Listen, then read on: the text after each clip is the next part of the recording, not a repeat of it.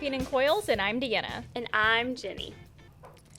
And I'm Tool Wife, also known as Kathleen Ridley from the Tool Pros. Welcome. Thanks for joining us today. Thank you so much for having me. I'm super pumped to be here. Yeah, we're super excited to have you. Yeah. So tell us a little bit about yourself and the company that you work for. Okay, so a lot to unpack. I do a little bit of everything.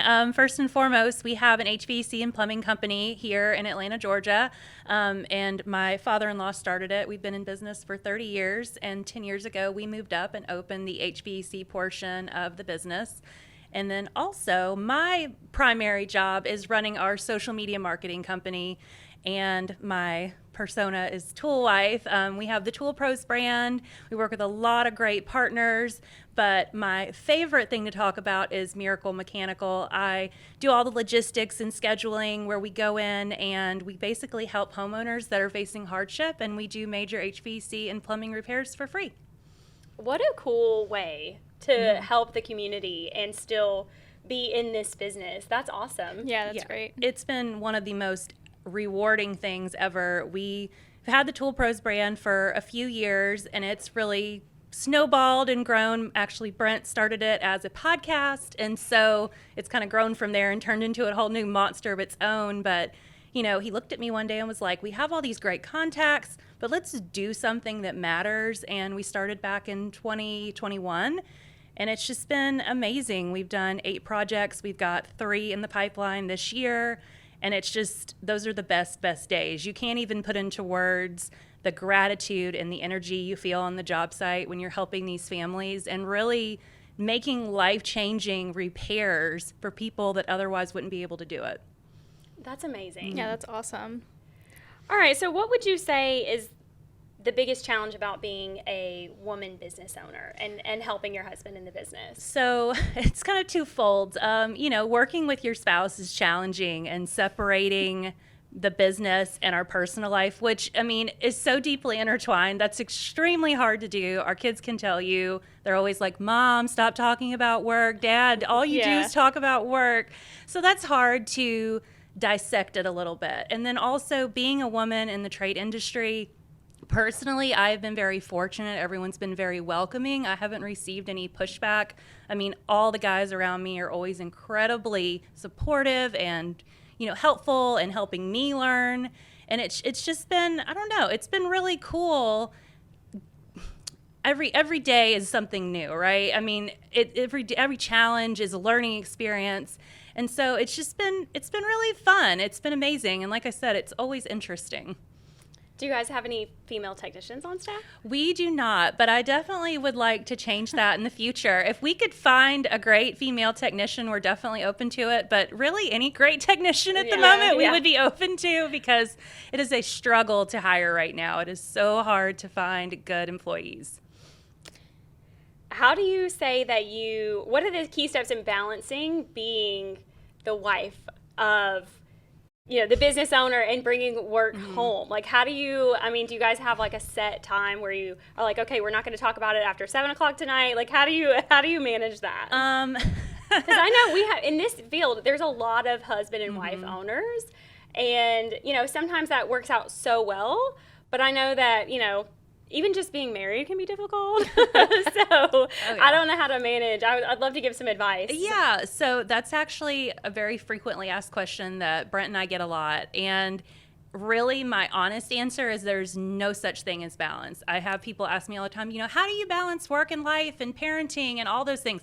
There is no such thing. It is a moving target every single day. So we're not great about turning off. You know, it'll be 10 o'clock at night and I'm on my laptop answering emails. You know, we're bouncing ideas off of each other. Having 2 businesses, it is 100% of the time. We do try to unplug and spend time with the kids, especially if we've been traveling or anything like that. We just try to take a day to do something fun, whether it's, you know, Topgolf or whatever, you know, just to get out of the house and get out of that mindset. But it is constant. My advice to people that are in business with their spouse is to communicate. Actually, so a peek behind the curtain, we had a conversation on the way over here about better managing how, you know, we work together. And, you know, like, the whole stereotype of, oh, the nagging wife. So when you work with your spouse, that gets like amplified times a million. I feel like I'm always constantly chasing after him.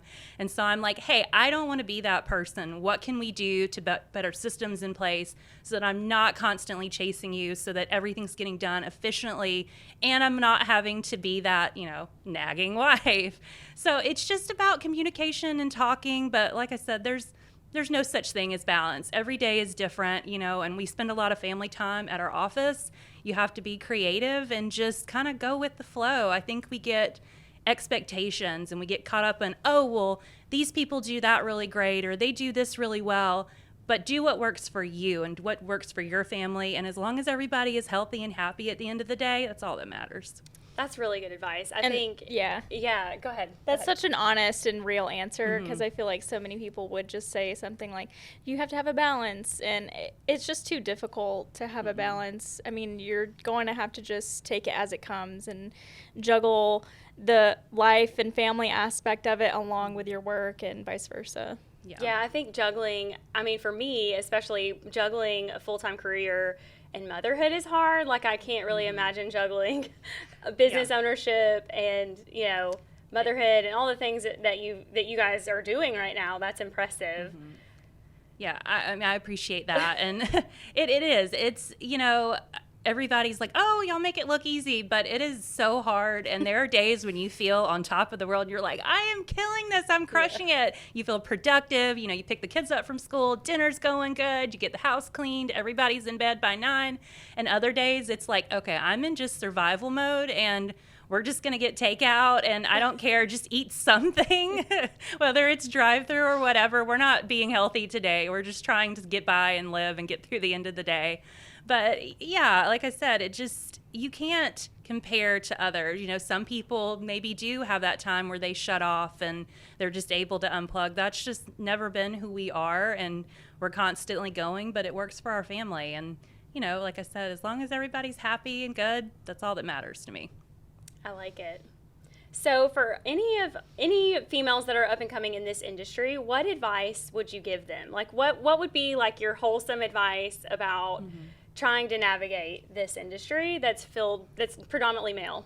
Right. So I think, first of all, don't be intimidated. I know a lot of blue collar guys come off and you're like, oh, wait a minute. Like, I'm just, a girl. And especially me personally, I've always felt it very important to not change who I am. I feel like a lot of women in the trade feel like they have to be hyper masculine to fit the bill. You can still like to do your makeup or paint your nails I constantly keep my nails done. I break a lot, but it's something that makes me feel good about myself. You can still be a woman and be successful in the trade. And I think too, it's very easy to think like, oh, well, do I fit in? Make yourself fit in. You can carve out that space for yourself. And as long as you're learning, I don't know any guy on any job site that is not going to respect you if you're good at what you do. And when you bring something valuable to the table, that's truly recognized in the trades. And I think that's really important. That's really good advice. I like that. And kind of like in addition to that, do you have any advice for men in the industry to help women feel more comfortable or confident on the job? I think be open-minded. I know a lot of guys, like I said, I've been very fortunate. I have not run into much pushback at all. However, it's not lost on me that those people are out there and they do exist, and there are women that have faced challenges on the job site. I know a few personally, and it's very frustrating and it can be discouraging.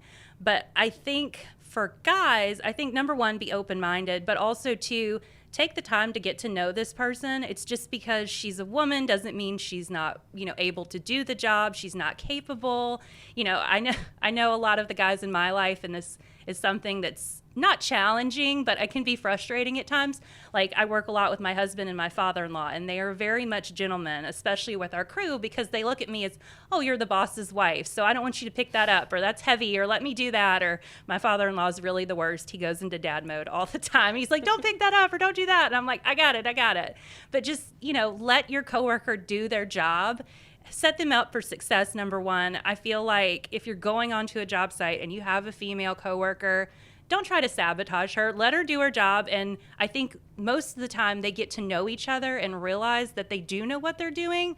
And that stigma really goes to the wayside. I think you see like, oh, hey, they can do their job. They're not just a good female plumber, they're a good plumber, or they're not just a good HVAC technician. It doesn't have to be, oh, you're just good because you're a girl. It's you're a good technician. And I think that's what makes the difference. Right. I really like that advice. I'm living for the day where we don't even have to have this conversation about gender. I think we're getting there, I think we're moving in the right direction. And, I think thanks to social media, too, I think it gives us an outlet to see what other people are doing. And, sometimes our circles are really small. People that are in small towns might not have experience with women that are in the trades. And then you see these really successful women on social media that are on the job site and they're killing it. And I know some really amazing women that do it day in and day out. And I think that gains that respect. And like I said, it really takes it from, oh, well, you're a great girl technician to you're an awesome technician and you're just as good as the guys. Right. Yeah, I agree with that. And I think the more we get more females involved, it will become less and less of like that female word is in that conversation. So. For sure. All right, you got any more questions? Do you have any other kind of general advice that you would want to give to people who are maybe wanting to start their own business or? Well, I think the biggest thing is just do it. Like, I know when we're looking at opening our own company or going out on your own, especially if you're used to that steady paycheck, that is scary as hell, especially if you have a family that you're providing for.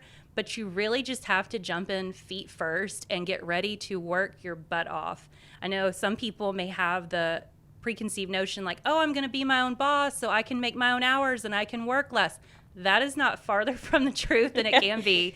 Get ready to work. And, like when we first started the HVAC portion of the business, it was all the time. And now, thankfully, we've grown big enough where he's able to step away during the day and, follow me to podcasts like this one. Yeah. But in the beginning, that was not the case. It was all the time. And you miss holidays, you miss birthdays. You have to put in 110% because the buck starts and stops with you. There's no, oh, well, I can get this other guy to do it. Or no, it is all on you. So get ready to work. But if you put in the time and effort, is 1,000% worth it. And there's so many amazing things that come with business ownership. Yeah, and I think it's great because you also get the freedom to do what you did, which is start something that gives back in addition to what you're already doing. So I think that's really great to be able to have both. Yeah, it's really cool. It opens up a lot of avenues, unexpected avenues sometimes. If you had asked me, would I be doing this 5 years ago, I'd have been like, what? No. And it's like, here we are. So it's really cool. And like I said, every day is an adventure. So get ready, buckle up, but it's definitely worth it. That's great. I love it. All right. So each episode we usually end with a little game. Okay. So today's game is One's Gotta Go. Okay. So I've got a list of questions to ask for that. So pizza toppings, pepperoni, mushrooms, olives, or pineapple. Which one's gotta go? Absolutely pineapple. Yeah. Pineapple does not belong on pizza. I love it. All I right. agree. Fast food, McDonald's, Burger King, Taco Bell, or KFC? I think I'm going to go McDonald's. McDonald's gotta go? Yeah. Well, no, I'm sorry. Taco Bell's got to go. Taco Bell's gotta go. I was thinking about which one would I want. I'm sorry, I didn't have lunch yet. Yeah, I think I would keep McDonald's, and I don't know, I think I'd keep Taco Bell. I could say goodbye to Taco Bell too. Yeah, KFC's not my jam. I haven't eaten there in years, and Burger King's the worst. Yeah, it's not good. But if I had to pick one, I cannot stand Taco Bell. My husband and my kids love Taco Bell, but no, Mom's not eating it. Yeah, I'm the same way. This one should be a fun one since you do a lot on social media. So social media platforms, Facebook, Twitter, Instagram, or Snapchat. One's gotta go. Oh gosh. Probably Snapchat because I feel like I'm too old for Snapchat. I do too. Yeah, same. I have a very successful social media brand, and I can confidently say I have never had a Snapchat account. That is so funny. I have a Snapchat, but it's more just for my kids to play on, like, Right. My filters and fun stuff like that. Yeah. Okay, desserts. Ice cream, cake, pie, or cookies. Which one's got to go? Oh, that's a hard one. I'm gonna go with cake. What? That's so crazy to me. Yeah. I have a huge sweet tooth though, so like all of these would make me sad if I lost any of these. So I could lose pie. you could lose pie. I could probably, if I had to choose one, I think it would probably be pie. I like a good pie, but I really don't have a sweet tooth. Like if it's salty or sweet, I'm salty all day long. So like if it's appetizers, dessert, I'm going appetizers. So I don't know. I really could go without any of them. I wish I had more of that problem. Okay, TV shows. Friends, The Office, Breaking Bad, or Game of Thrones? Probably gonna get a lot of hate for this one, but I think Game of Thrones. Just Really? Not, Okay. Not feeling it. Not your thing. I like it though. Okay, music genres. Pop, rock, hip hop, or country? Which one's got to go? Repeat that one more time. Pop, rock, hip hop, or country? Oh my gosh. See, that's hard for me because like I have the most eclectic playlist ever. I can go from like old school country to like, early 2000s hip hop and all in the same.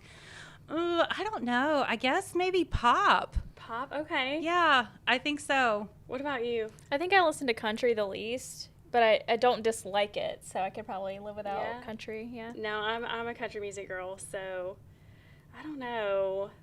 That one's hard too. Maybe Yeah. hip hop. I don't know. All right, breakfast foods: pancakes, eggs, bacon, or toast. 1000% pancakes.